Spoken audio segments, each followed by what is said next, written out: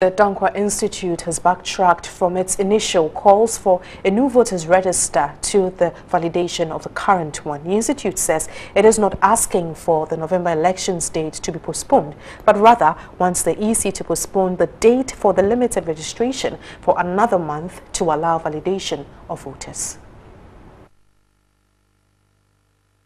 The EC should also be learning from this experience.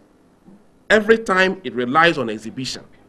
The proof is that exhibitions have never removed names of ghost persons on the register. Years after years, exhibition after exhibition, we continue to find names of dead persons on the register. After several exhibitions, it's telling us today there are about 200,000 names not supposed to be there that are there.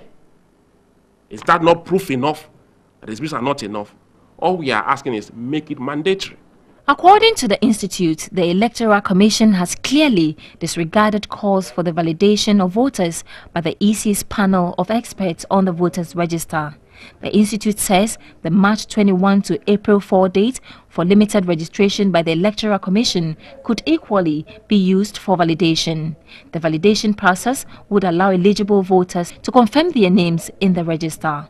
Persons who may not turn up for the validation according to the Danquah Institute should not have their names in the register. Despite the possibility of eligible voters missing out on the process, the Institute says that does not breach their constitutional rights. We are calling for validation.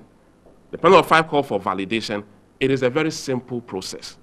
The EC should tell us why it is failing to ignore that proposal. Indeed, genuinely, there will be Ghanaians who will be outside of this country and will be outside or elsewhere, may be sick and may even be able to show up. But then it's something that the EC must first and foremost agree in principle. The Institute claims with all options available to the country, validation appears to be the most viable way to achieve a credible register for the 2016 general elections.